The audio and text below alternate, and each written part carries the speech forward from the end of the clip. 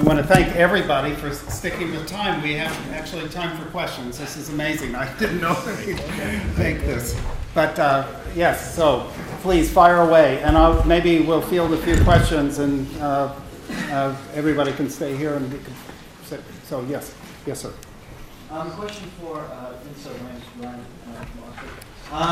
you mentioned that there will be the sea of data, and increasingly, of course, the sea of data is available to everybody. We now have, database structures, not just, Google Bigtail, but basically we'll soon have basically 499 apps, that people can download to basically navigate the sea of data. Now, obviously, corporations have, certain auditors, they have certain corporate rules of corporate governance, which ensure that, that information isn't abused, to great an extent. How do you see this happening, let's say, in the normal societal sphere? And how do you think, as Manuel Castells said, at the end of the day, it isn't top down. It's all about how do users form these structures themselves. How do you see this happening, especially as we get more sensors and more data and everything? So, first of all, it's a very thoughtful question. I hope I can give you a useful answer. One thing about this data is that it exposes privacy rather dramatically. So I want to use that simply as a working theme. I don't want to suggest to you that that's the only problem or the only issue. Quantity is another big issue, just processing all this stuff, or selecting that which is useful and that which is not. But I want to touch on the privacy question for two different reasons. One of them is that a lot of that information arises almost unexpectedly because we have become the sources of that information, because of the things that we carry around. The anecdotal example of the surprise for me was landing at a hotel in a helicopter in Brazil. And I took the helicopter from the airport because the security people said I should go on the road. So I landed and went into the hotel, checked in, and about 20 minutes later, someone tapped me on the shoulder and said, "You're on YouTube." And I said, well, I didn't remember doing any videos or anything. He said, "No, go look." So I looked. And on YouTube, this is literally 20 minutes after I landed, there was a video of the helicopter landing. And the person presumably just thought it was cool that there was a helicopter landing, so he videoed that. And as I got out of the helicopter, you hear him with his mobile saying, "Hey, that's Vince Cerf." So this goes up on YouTube, and so now we know how Vince Cerf travels around. Thank God it wasn't a black helicopter. It was surprising to me, perhaps it should not have been, but it was surprising to me how quickly the information arrived, and second, how rapidly I was identified. So much for anonymity. No anonymity. No what? There's no anonymity anymore. Yeah, right, there isn't any. Scott McNeil. Well, so... Get over it. So... you sound like Scott McNeely, right? There isn't any privacy, get over it. Right? But the reason I wanted to bring these on the table is that we are now exposed much more dramatically to others knowing what we're doing, and we're doing some of it on purpose, right? I mean, we're tweeting about whatever it is that we're doing. So there must be a societal change in some respects going on. I don't know whether we will tolerate it. I don't know what the reactions will be. This is back to this ecosystem notion. I wonder how the entity or entities in this ecosystem are going to react to the fact that the environment now makes anonymity very difficult. The second point that I want to make, though, has to do with corporations and their policies. For a lot of people, privacy boils down to a set of rules that might be imposed either by technology or maybe even imposed by laws and regulations. But corporations also accumulate information which we all might consider to be personal information, and their choices about what to do with it have an impact as well, independent of any laws. When I used to work at MCI, it's a telephone company in the United States, and it accumulated 90 terabytes of information about telephone calls every month. It had to process all that in order to generate bills. But the information included the telephone number you called from, the telephone number you called, how long did you call, what time did you call, what day did you call. That is, by most people's estimation, pretty personal information. We treated it that way, but that was a corporate decision. Now, if we had not treated it that way, we might have lost all of our customers, or it might have been that the government would impose on us constraints and restrictions. So I think there are a lot of choices that have to be made in different arenas about dealing with all of that information. Some of the choices will be personal. Do I decide to reveal this or not? To whom do I reveal information? Do I have any control over that? What do companies do with the information they accumulate? What do governments decide should be done in order to protect the interests of the population? So I'd like to end this diatribe by drawing attention to the term information warfare, which you mentioned. I want to caution people not to mistake everything that happens on the net that might be bad as an act of warfare. I'd also like to suggest to you a meme which I want to encourage, and that is to think about internet safety for a moment. We want the net to be a safe place in which to interact socially, scientifically, and in the business sector. And in order to achieve that, we are going to have to put in new technology, we're going to have to adopt new practices, and we are going to have to find reciprocal international agreements about what behaviors are not socially acceptable, and then agree to work to eliminate or remediate those problems. Okay, let's see. This gentleman in front, yes, please. Yeah, I'd like to develop that question. Please, go ahead. Yeah, of personal data, the effect of the internet on personal data. We've seen what the panel thinks. Since the arrival of the internet, companies have become hugely valuable based on their perceived beneficial use of personal data, including Google, Facebook, credit agencies. Do you think that individuals are connected to the internet, can we regain control of that beneficial value of our data? And how do you see that coming about? So two ways, and I hope that, I'm sorry. Maybe who wants to field that?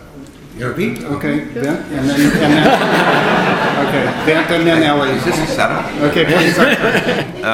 So a couple of things come to mind. First of all, we use a lot of information at Google to figure out how to respond to questions that are asked.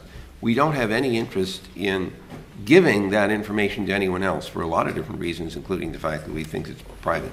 On the other hand, we are able to match people up, match interests up with advertising, for example, which is our business model. We don't need to tell anyone that information. We only need to discover that there's things in your email that suggest you're interested in this, and that there's an ad over here that we could show you that might be of interest to you, but we only are interested in matching up the patterns. We don't care actually who you are.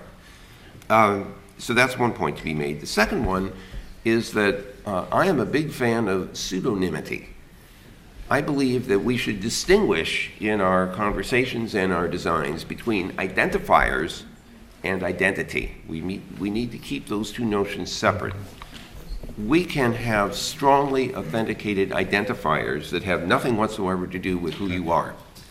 They simply are a marker which you can demonstrate repeatedly that you are the same party that was interacting before. We can strongly authenticate it's the same party, assuming you don't lose your private key and so on. The fact there is that we can do a lot without knowing who somebody is, just the fact it's the same party again. At some point, however, a transaction may be desired in which both parties need to know who am I transacting with.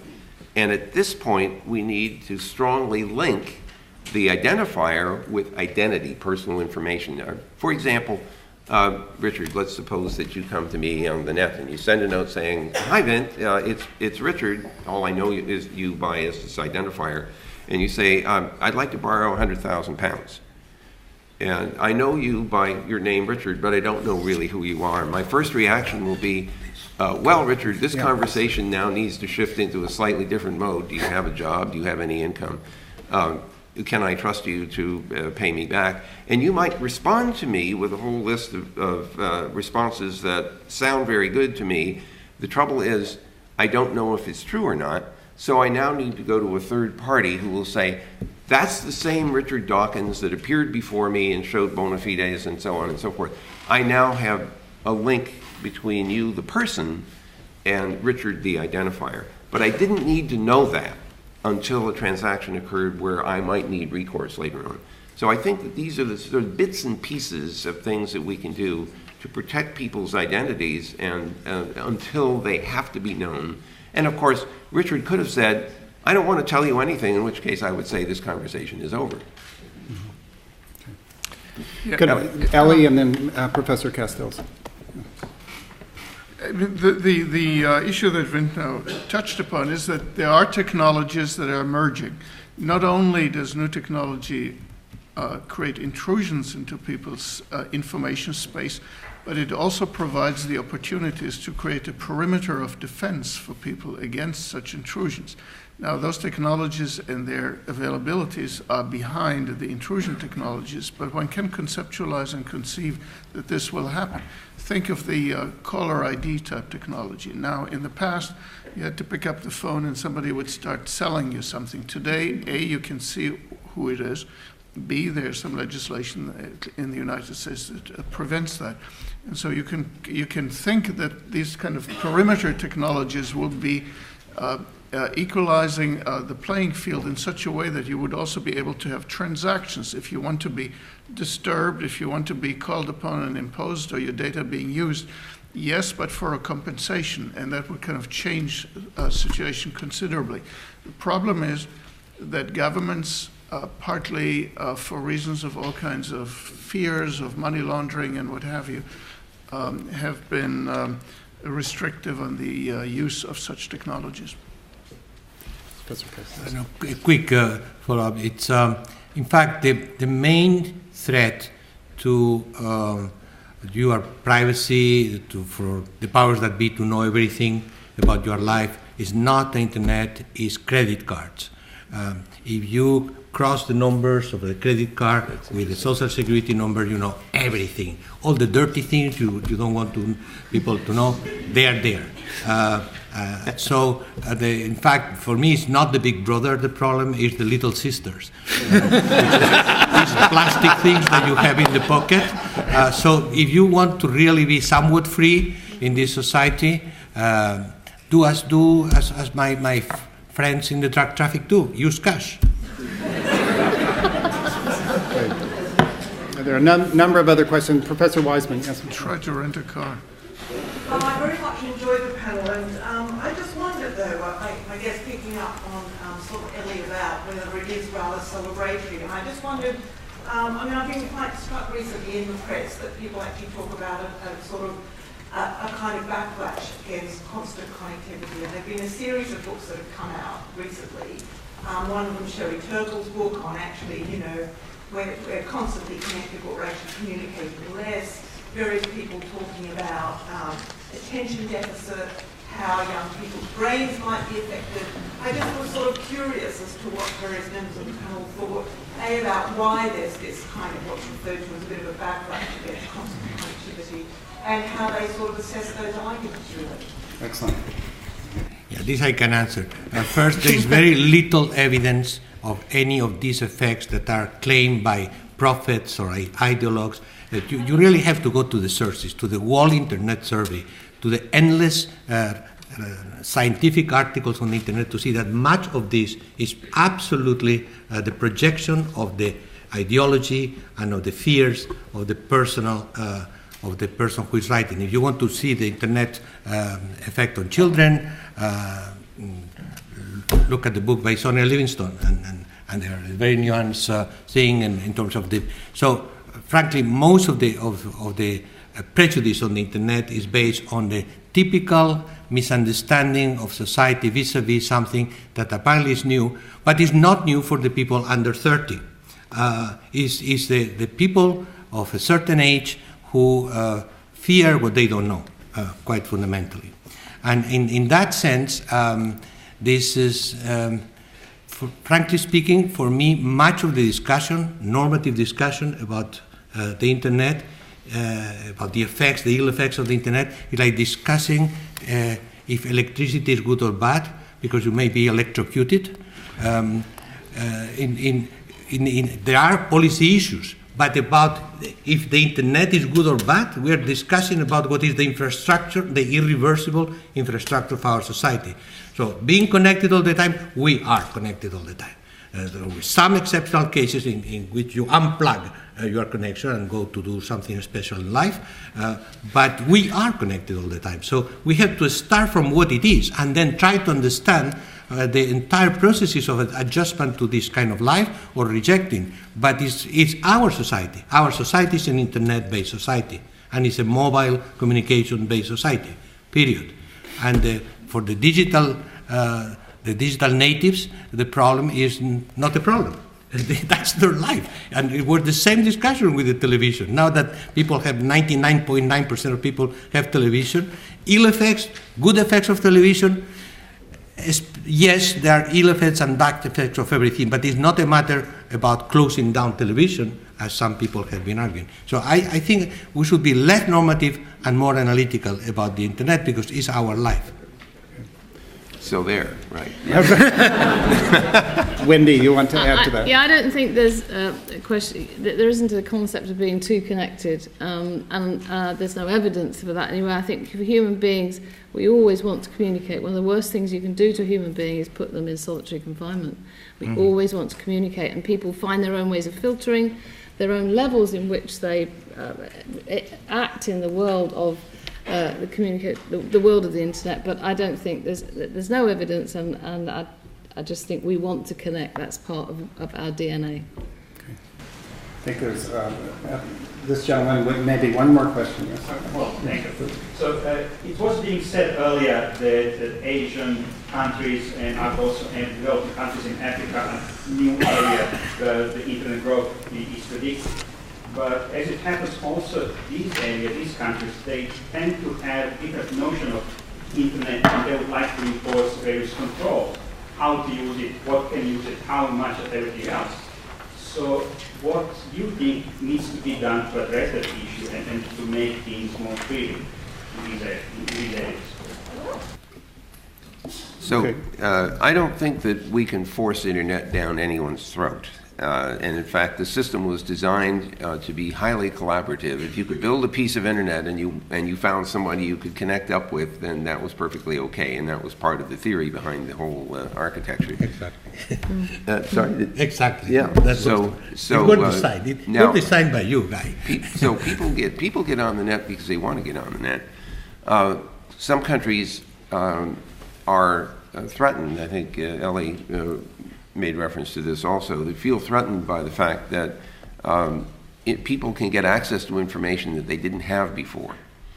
And I have this hope, frankly, that in countries where authoritarian governments are feel threatened by the fact that their population now knows what's going on as opposed to not knowing, that eventually one of two things may happen. Either the government will recognize that the sharing of information is actually a very powerful and good thing, or they will try to shut things down and it won't work. Now, the comment was made earlier, I think Bill mentioned, yes, that the Chinese are the largest single population on the internet. 450 million Chinese are online. The country has invested an enormous amount in building internet. They've also invested a lot in trying to manage and control the flow of information. And it's an interesting tussle to see how that's all going to work out. My personal belief is that they will ultimately discover that A, they can't stop people from communicating, and B, that that's not necessarily such a bad thing. But they have a long history of worries about that because there's 1.4 billion people in the country. Just imagine for a moment what it would be like to try to manage an enterprise of that scale. And the good and bad things that go on. There are a lot of riots that take place in China right now. We don't hear about all of them because they don't get reported, but they are real, and it causes a lot of worry and concern, which you might understand. We have them here too. We recently discovered that social networking has that effect. The Arab Spring is alive and well in Manchester or wherever it is. It's not clear that social networking is what caused the riots. Okay. But we're going to have to live through this. We have a danger of going over, but anyway, yes. Ellie and then Manuel. There was a time when people thought that somehow the internet will bring the values of the Bay Area into the rest of the world, and everybody was subscribe to them. But be realistic. Every country, every society has, for better or for worse, its priorities. For America, for example, protection against sex, and for Europeans, maybe violence, and for Germans, they have their history, and the notion somehow that we can change that countries will give up and governments will give up their priorities just because things are now using the IP protocol is just not, has never been realistic to me. The notion somehow that we can somehow find a common denominator that will kind of give us the same ideas, kind of the same system as Iran and in the United States and the UK is also totally unrealistic. And so I think we just have to accept the fact that things are going to become normalized, which means quite heterogeneous. Okay, I'd like to answer this too, but so Manuel, briefly, and then we'll close. Fundamentally, there is a contradiction that is not solvable in those terms. Power, and therefore government, all over history has been based on the control of information and communication. This is gone, cannot be controlled. Governments are panicking all over the world. And in fact, that means that fundamentally governments, be it China or the UK or the US, are the enemies of the internet. But people just don't care. They just do it by themselves, and they will take care of that without government policies doing one thing or another, because the genie is out of the bottle. Time to panic. Yeah.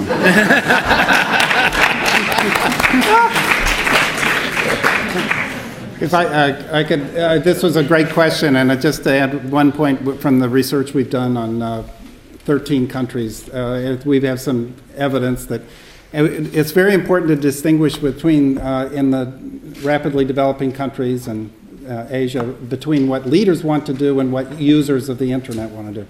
And when we surveyed users, it was so surprising to us that there's some evidence that actually the internet users in the rapidly developing countries and across Asia are as receptive to the values that underpin the internet as are people in Western Europe, North America, in fact, maybe more so.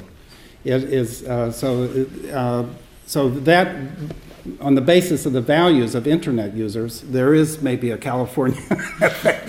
But I think there is really a tremendous support for the values that underpin the internet among the users across the world. Absolutely.